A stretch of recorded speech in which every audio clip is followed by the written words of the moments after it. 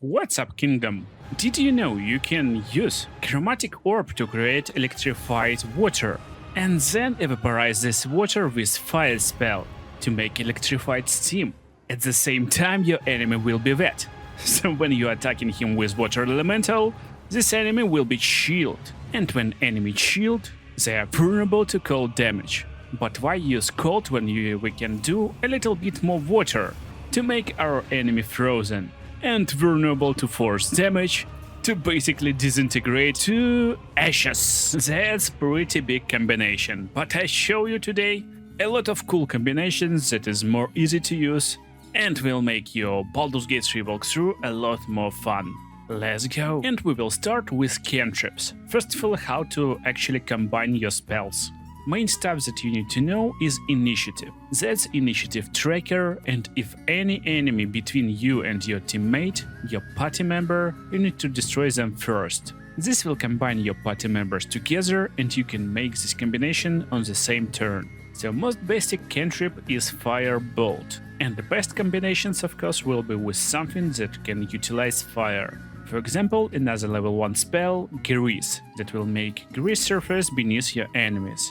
They will possibly fall prone, and that's make them easy targets for our Fire Bolt. But when we attack enemies with Fire Bolt, this grease surface will blow up, creating fire and doing additional damage, and also making enemies burning, so they will take more damage next turn. But if a lot of enemies still alive, you can use Create or Destroy Water on these enemies. This will destroy fire but make Steam Cloud. Steam Cloud makes enemies wet and vulnerable to lightning, so any other lightning spell or even cantrip like Shocking Grasp will do additional damage with your next party member or on next turn. But also you can just touch Steam Cloud to create Electrified Steam. And Electrified Steam will do more damage, lightning damage on the next turn to your enemies. Also don't forget, next cantrip, Ray of Frost, can create some slippery surface on water. This will possibly make enemies prone. And when they land in the electrified surface, they won't be happy because they will take double damage from this. Let's go to the next combination. And let's not forget about best cantrip in the game, Eldritch Blast. It's super easy to use and you need to know that with the right Eldritch invocations it can push enemies away. That's why Eldritch Blast is very nicely combined with some dangerous area spells, like Cloud of Daggers, Spike Growth, Cloud Kill, Wall of Thorns, Wall of Fire, and other dangerous area spells. You just need to align yourself so your enemy is between you and your danger area and push him with Eldritch Blast. That's simple. And same goes for another cantrip, Torn Whip. While it's not doing really a crazy amount of damage, if you got some dangerous area like Cloud of Daggers and maybe your enemy run away from it, you can use Torn Whip to pull enemy right into this Cloud of Daggers and destroy him easily. All these cantrips doing damage on their own, but there are some cantrips that do no damage, like Minor Illusion. Still, they can be very useful if you want to do some combinations, especially before combat even starts. By doing this Minor Illusion, it will make all enemies stack up in one area, and possibly right in the area where you need them to be. So look, they going in. And basically you can combine it with a lot of stuff. First of all, they are all standing together right now. So we can combine it easily with basic spells like Burning Hands, to utilize them and do all damage to all enemies at once. To make first instance of damage with Cloud Daggers or other spells. That's basically why Minor Illusion is one of the best cantrips in the game. Or with the right circumstances, you can easily push all these enemies off the cliff. Or just lure them to a difficult area where you can cast Spike Growth, so it will be really hard for them to get away. Next spell that I really like to combine with something is basic level 1 Warlock spell, Hellish Rebuke. It uses your reaction and spell slot to inflict damage to your attacker. Damage is really nice and best combination in my opinion with Armor of Agathos, because they doing kinda same stuff. You just need to go nearby your target and then get away for opportunity attack. If target hits you, you'll do really nice amount of damage to him, with Armor of Agathos, and also with Hellish Rebuke at the same time, effectively doubling your damage without even using action or bonus action. And next great Warlock spell that you can make combinations with is Hex, of course. Hex using only bonus action and spell slot, and you cast it on your enemy to inflict additional damage with any damage source you're doing to him that requires attack roll. And you know what requires a lot of attack rolls? Eldritch Blast, of course. With high level Warlock you can do 3 Eldritch Blasts in one turn, and this will make 3 instances of damage from Hex. But you can go even further if you want to use another spell slot with Scorching Ray. High level Scorching Ray fires a lot of Scorching Rays, and you will do a lot of instances to the same target. A lot of instances of Hex damage, of course. Next spell that you can combine in early game for a lot of success is Magic Missile. While it's one of the greatest spell in my opinion on its own, there's another really good spell that fall off into the late game and even in the mid game, and that's Sleep. You can put creatures into magical slumber, but up to combined 24 hit points from level 1. Upcasted to level 2 it will be 32 hit points. So most of the time, when you get these spells level 2, creatures already will have a lot more hit points, and you won't be able to put a lot of creatures into sleep. But instead of killing a lot of creatures, you can cast Magic Missile to do little amount of damage, and that will be enough to put them into sleep. And now we're going to juicy part, level 2 spells. Let's start with Enlarge Reduce. You can't directly combine it with other spells for good results, but you can combine it with small races like dwarves or gnomes or other small guys. Cast it with Reduce and they will be a lot more smaller. Now when reduced they can go into small holes and difficult areas where you otherwise won't be able to get. But also when you enlarge creatures, they starting to do additional damage with each attack. And you of course can combine it with strong guys who is doing large amount of damage and a lot of attacks in one turn, like Monk for example. Enlarged Monk will do lots of damage with your favorite flurry of blows. Even on low levels, it's super difficult to resist. And you know, Monk doing lots of attacks in one turn. So a little bit underrated level 2 spells that can be really nicely combined with cool stuff. Cloud of Daggers and Moonbeam. It's easy for enemies to run away from these spells, because area of effect is not too big. But there is another really underrated spell, Gust of Wind. Pushes enemy 5 meters away, but most importantly got really large range. With this spell you can push enemies through Moonbeam and Cloud of Daggers for them to take damage. Also it's very nice to create choke points, for example cast Cloud of Daggers on the door and this door will be almost inaccessible. If enemies try to run through this door and going inside this building, you just casting Gust of Wind and pushing enemies away from this building. But coolest part, unlike Thunder Wave, Gust of Wind working on all area, on the high ground and even on the low ground. So now I will push Goblin that is on high ground into Cloud of Daggers, and Goblin on the low ground will be pushed into the Moonbeam and will take additional damage. Look at this beautiful combination.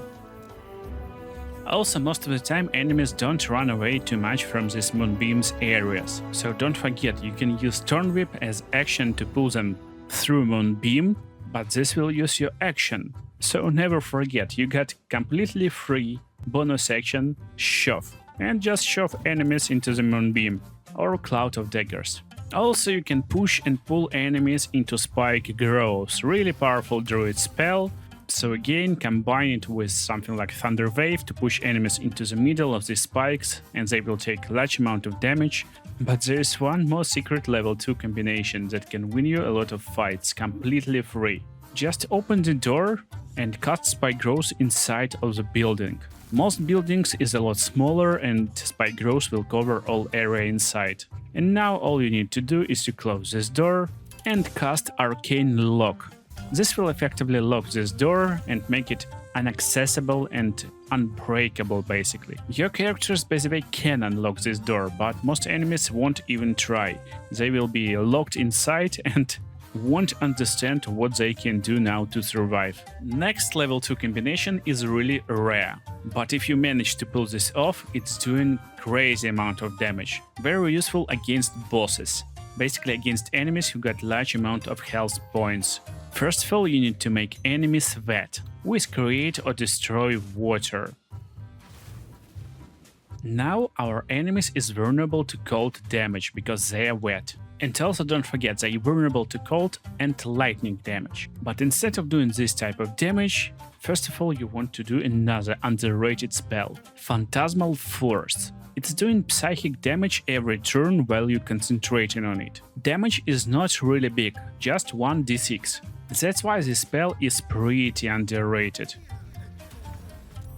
But if you successfully inflict this condition, Phantasmal Force can switch from psychic to cold or lightning damage. All you need to do is to inflict some type of cold or lightning damage to your enemy. And because they're wet, they will take double damage from this cold damage, and now will take double damage from Phantasmal Force cold damage. That's a really useful combination, especially because after making enemies wet, they will probably be fault prone. Although this requires 3 party members or a really big setup, still very nice combination against bosses, because damage is really cool and almost free. And yeah, don't forget about this create or destroy water spell. It can be combined almost with anything. Any cold or lightning spell. You just make enemies wet, create some water beneath of them, and if you're doing cold damage, this will be slippery surface. If you're doing lightning damage, it will be electrified water. And the enemies will take double damage. Also, it's very nice to know that you can cast create or destroy water as spell slot. This will make larger radius of water. You can even upcast it to basically flood large amount of area with water, or you can cast it as cantrip. Radius is a lot smaller, but again, you don't need a lot of water most of the time. And we're going to level 3 spells. So again, next spell can be very nicely combined with create or destroy water. Just make some enemies wet. And now all you need is Warlock with Hunger of Hater, because Hunger of Hater doing large amount of cold damage, and you will basically double it with making enemies wet. Enemies will take damage when entering into Hunger of Hater and also when ending turn inside of this dark area. That's why it's nice to combine with Arcane Lock if enemies inside of some building, with Gust of Wind if you want to just push them inside of this dark area, or with Hold Person if your target is humanoids. Damage is really nice, and that's nice combination. Also pretty basic combination when enemies inside of Water Surface and Hunger of Hater. All you need to do most of the time is to just use some type of cold magic. So basic Ray of Frost will work to create slippery surface and will make enemies prone inside of this danger zone. But make sure to cast slippery surface before Hunger of Hater. Another very strong level 3 spell is Call Lightning. Of course, it's no-brainer to combine it with Create or Destroy Water to inflict double damage to your enemies. And damage is really impressive. But also it can be very nicely combined with something like Gust of Wind. You just push enemies into the wall, they will stay together, and now you can easily use Call Lightning to inflict large amount of damage to these enemies. And next combination for my favorite Cleric, of course with Spirit Guardians. No brainer, very good spell, you just cast it with your action and spell slot, and now you can run around and inflict damage to your enemies. But sometimes enemies is too far away one from each other. That's where you can combine them with Misty Step to teleport and even ignore opportunity attacks. This teleportation uses no movement speed, so you can effectively do damage to all enemies around. On battlefield. The problem that when you're using Spirit Guardians, if enemies attack you, you probably will lose concentration on the spell. So my next combination will take care of this stuff. All you need to do is to cast Stinking Cloud. This cloud prevents enemies from taking actions, and that's very useful in melee range. And while they can't take actions, it's really easy to keep concentration on your Spirit Guardians. Or you can use something like Darkness to protect you from your range spells. I mean from enemy range spells, of course, not yours. But sometime you want to set up really cool combos like I showed you in the beginning. That's where comes Banishment, level 4 spells. That's where we start. You can banish enemy for 2 turns. This effectively gives you 6 spells to make some combinations. Just banish your enemy outside of this existence. And now you can easily do a lot of setup with your other teammates. You can come close with your cleric, with spirit guardians, drop some area of damage spells like Cloud Kill, and even do some crazy stuff like Hunger of Hader and other spells. This will make crazy setup. And when enemy comes back, this enemy will be instantly damaged by all these setup spells. Maybe will be fall prone on ice, or whatever you will make with your imagination.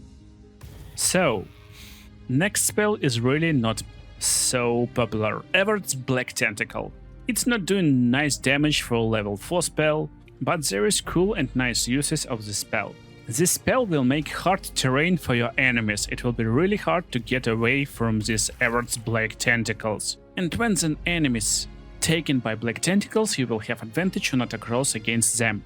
That's why it's really easy to combine with something like Eldritch Blast or Scorching Ray.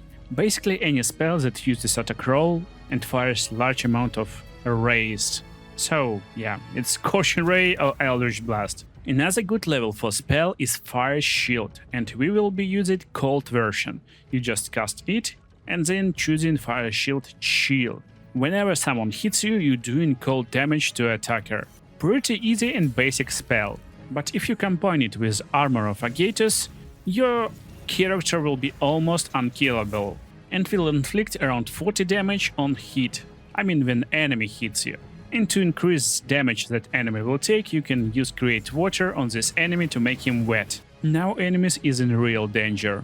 One of the most broken spell combos in this game is using Greater Invisibility level 4 spell to make yourself invisible. Then with your ally you want to cast Pass Without Trace.